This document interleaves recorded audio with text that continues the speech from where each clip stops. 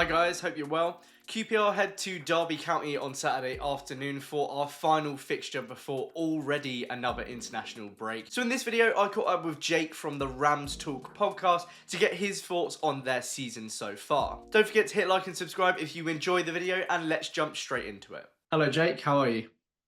Hello, Connor. I'm very good, thank you. How are you? Yeah, very well, thank you.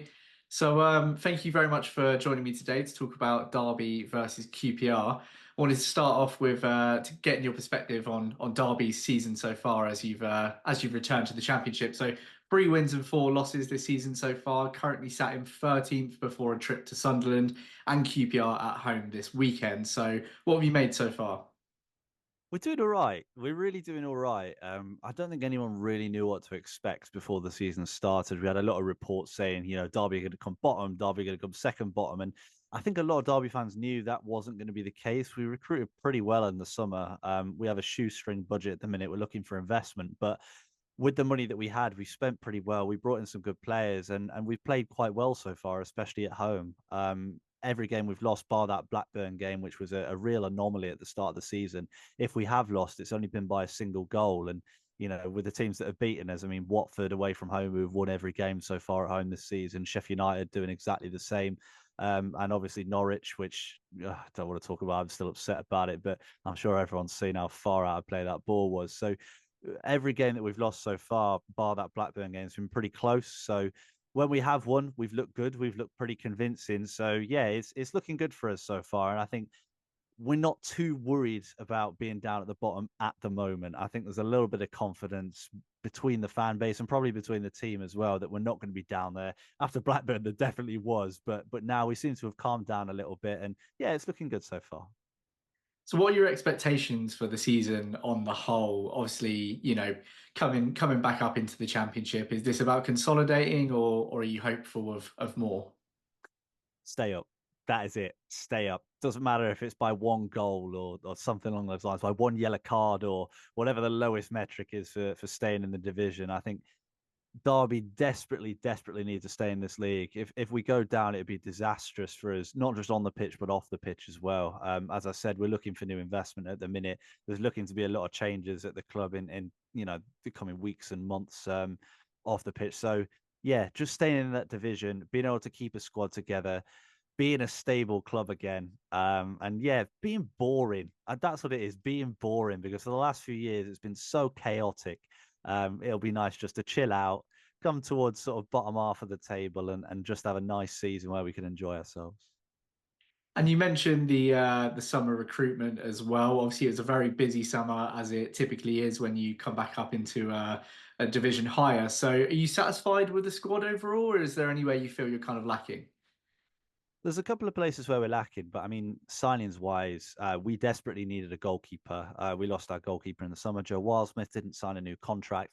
I think we always knew he was going to go anyway, and we had to wait a little bit, but we eventually signed Jakob Vidal Zetterstrom, who has looked excellent. He's a Swedish international.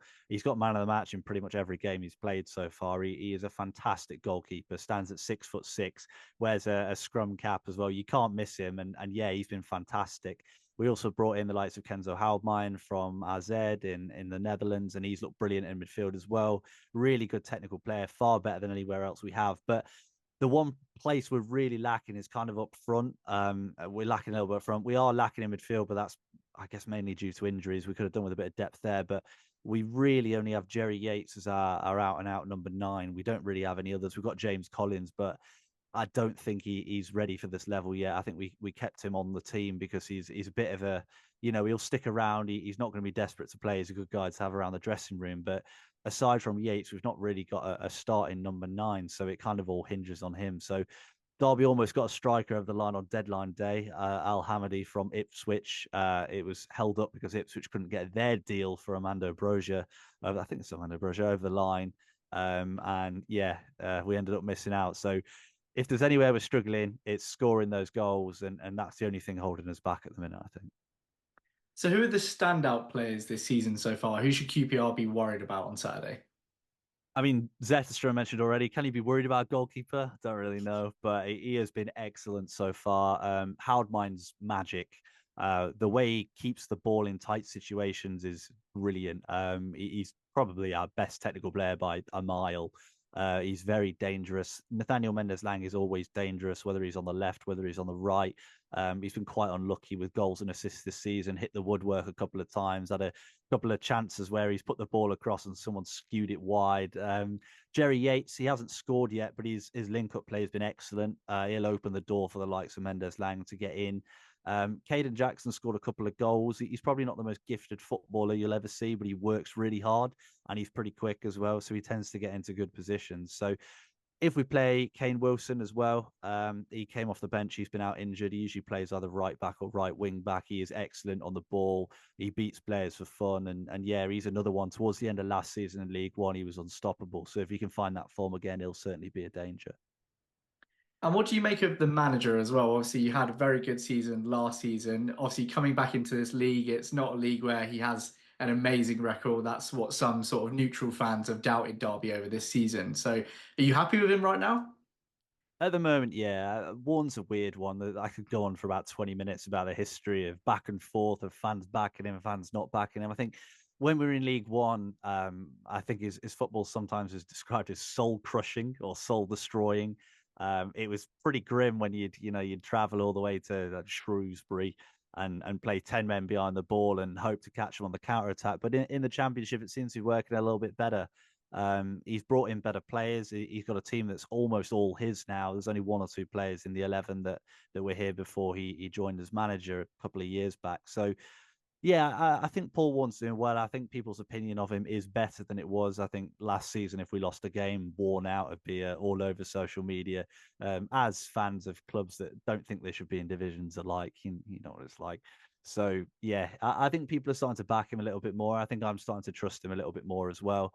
There was a little bit of concern after Blackburn at the start of the season. We still haven't got a single point away from home, which is a bit of a worry. But at this point in time, we're probably doing better than we expected. So yeah, he's doing a good job at the moment. Now, Derby versus QPR has been a pretty dramatic fixture over the past 10 to 11 years. Been quite a number of late QPR goals in a lot of those fixtures. So, to round us off today, let's get your score prediction for Saturday. Oh, what is my score prediction? I tell you what was it like 89 minutes, 36 seconds or something like that. James Collins is going to come off the bench and score, and Derby are going to win 1-0. Probably not revenge for all that time ago, but at least it will go some way to repairing things in Derby fans' heads.